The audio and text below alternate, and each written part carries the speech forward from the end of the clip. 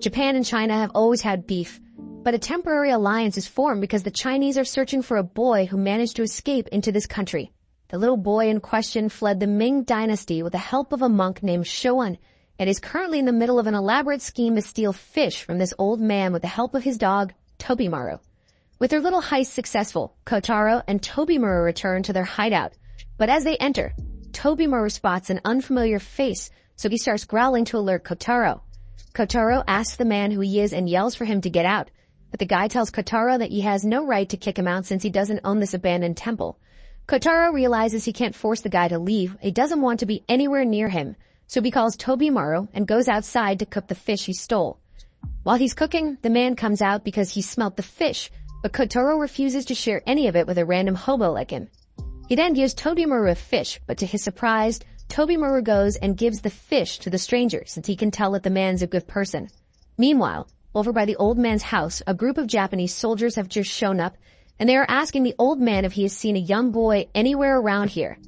The old man recalls a young boy matching their description who came and stole his stuff, although he has no idea where the boy went afterwards. Just then, the soldiers notice some smoke over in the distance, so they realize Kotaro must be hiding out over there and immediately head for the abandoned temple. Back at the temple, Tobimaru senses someone approaching and Kotaro knows this is bad news, so he immediately yells for Tobimaru to follow him so they can escape. However, before he can make it out the door, his path gets blocked and he gets sniped through the wall by a rock. One of the soldiers approaches the man and tells him to step aside because they are here on official business from Lord Akaiki.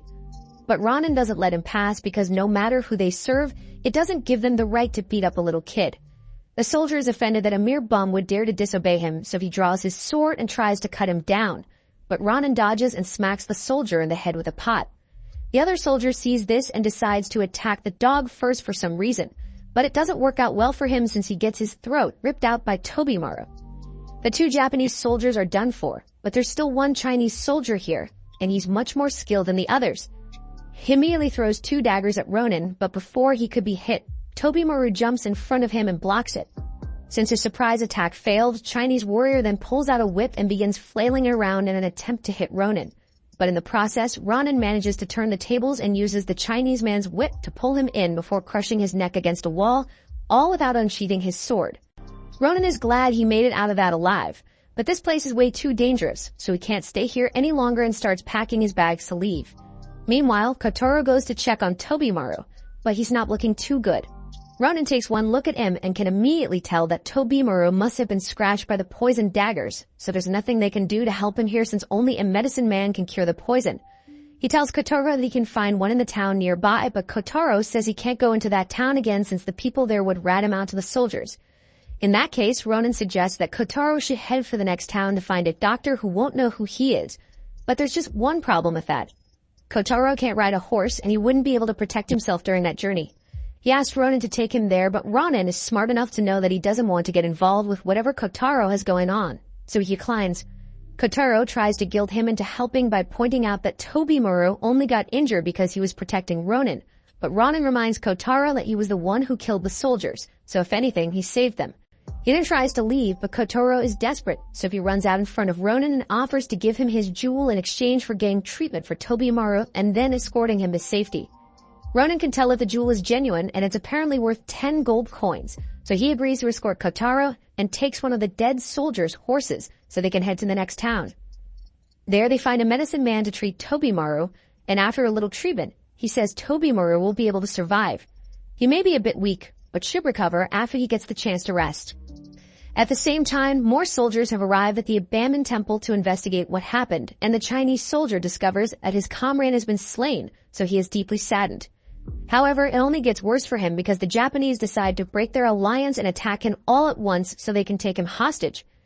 In the town, Ronin decides to rent out the shed of an old man, so the 3 of them will have somewhere to stay until Tobimaru wakes up, and the next morning, Ronin wakes up and asks how Tobimaru is doing. But Kotaro doesn't answer him, so he decides to head out for a bit. Suddenly, Kotaro yells and asks Ronin where he's going, so Ronin explains that he's just going to buy a saddle for their horse. He heads into town and buys the saddle, but by chance, Lu Lei happened to be passing through town. His companion says he's a little worried about Jinhai and Tusi, since they haven't heard from them ever since they went out to capture that boy at the abandoned temple, but Luo Lang is confident that they should be able to handle themselves if any trouble were to arise. Still, he never could have imagined that it would be this difficult to catch a single boy in this country, and if they don't find him within the next 4 days, they're going to be stuck in Japan for another year. Just then, the group comes across Ronan, who is walking with his head down. And normally, they would have just ignored him, but Luo Lang noticed that Ronan's sword was tied shut, so he became intrigued and decided to start a fight with him for no reason and throws a dagger at him. Ronan stops walking, so Luo Lang charges at him in an attempt to get him to draw his sword, but Ronan simply blocks and chooses to stay on the defensive instead of attacking. Luo Lang thinks it's interesting that this man still refuses to draw his sword even though his life is in danger, and he's about to attack some more to see how long Ronan is willing to keep his sword sheath. But before he can continue the fight, a report comes in saying that 2 of their men have been found dead, so Luo Lang is forced to leave to investigate for the time being. Ronan is relieved that he got out of that fight unharmed, so he returns to Kotaro. But Kotaro seems upset for some reason. Ronan took a long time to return, so Kotaro is convinced that he must have been trying to sell him out, and nothing Ronan says can convince him otherwise.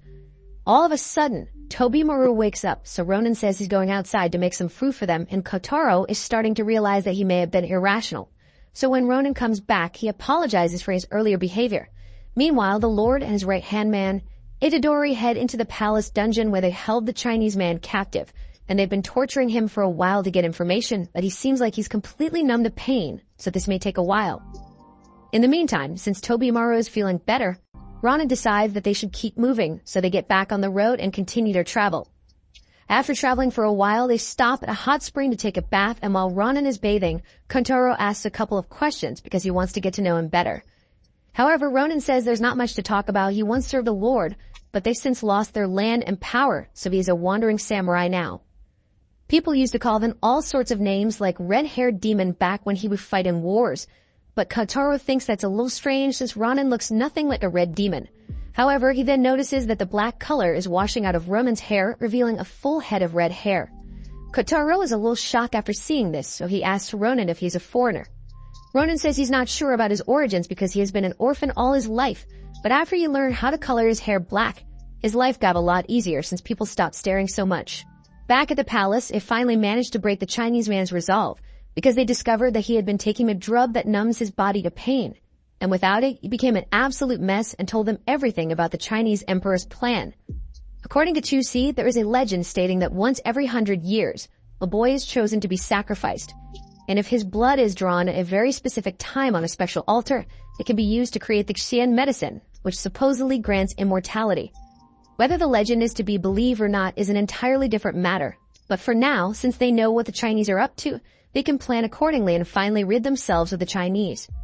Ronan and Kotaro arrive at the Mangaku temple, so their contract has been fulfilled and Kotaro hands the jewel over to Ronan. But there's something Kotaro says he needs to tell him. He was kind of bluffing when he said the jewel was worth 10 gold coins, because it's really only worth about 1 gold. Ronan is shocked that he was being scammed this whole time, but he doesn't really mind since he had fun traveling with him. Just then, Shoun comes out of the temple and Kotaro is elated to see that he's alright, so he runs up to hug him, and since Kotaro seems to be in good hands, Ronan decides to leave.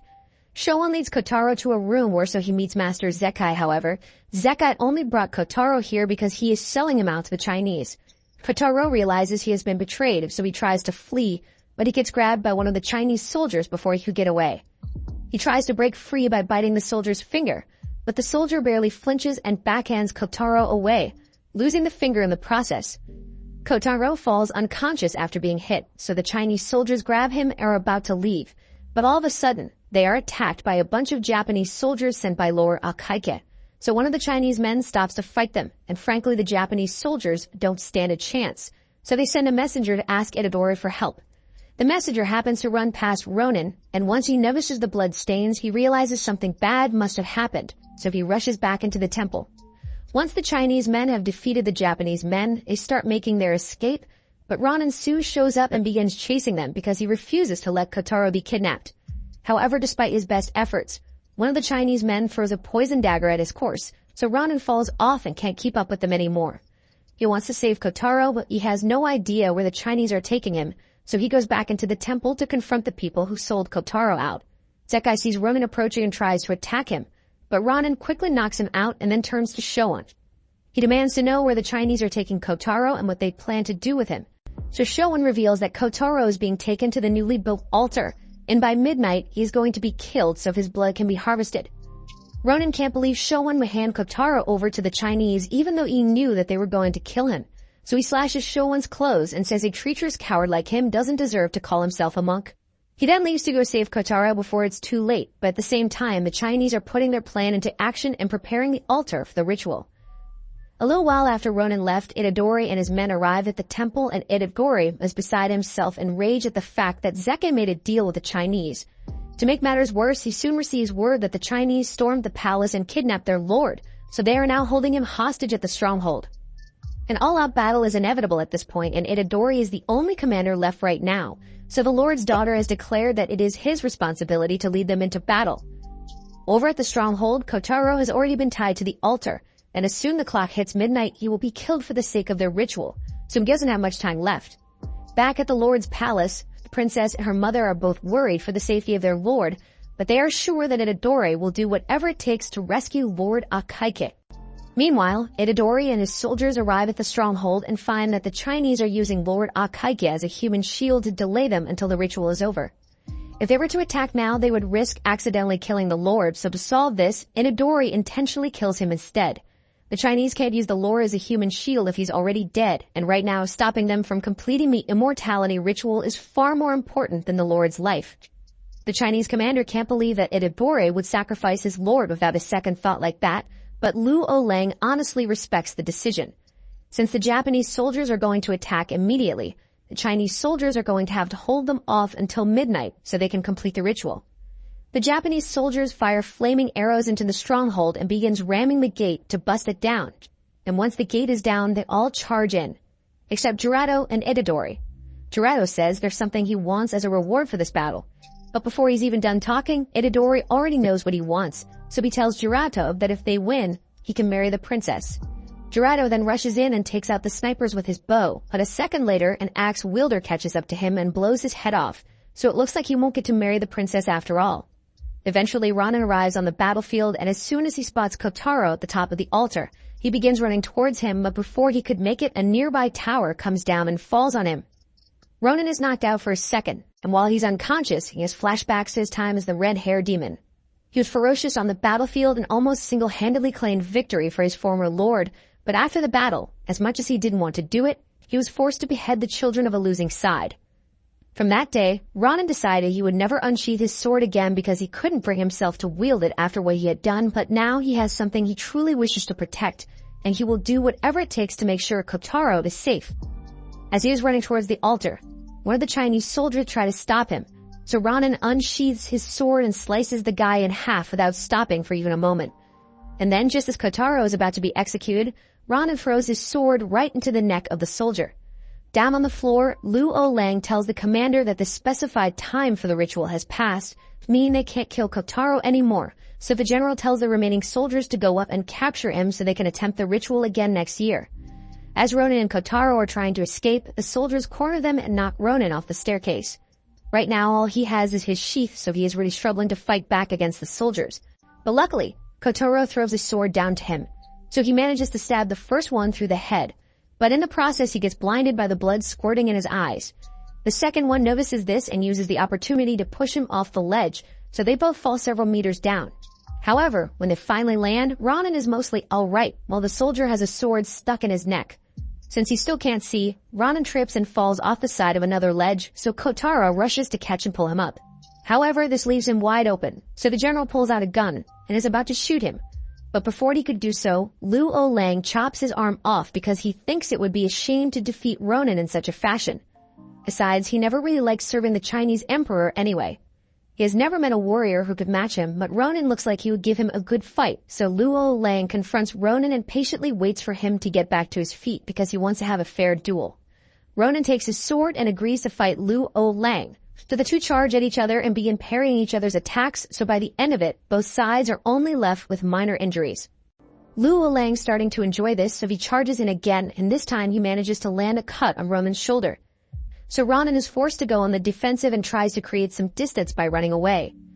However, Luo Lang gives him no breathing room and continues to push Ronan back, so Ronan falls off the side of another ledge and lands with a sword lodged in his forearm.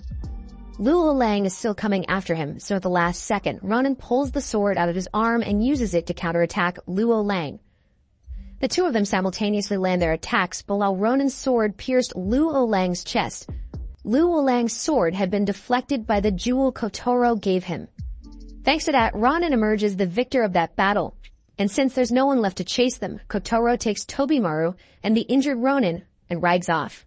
As they ride away, Kotaro suggests that once Ronin has healed, they could leave the country and go on an adventure. They may have to become mercenaries or bandits to make money, but as long as the three of them are together, he's sure they'll be fine.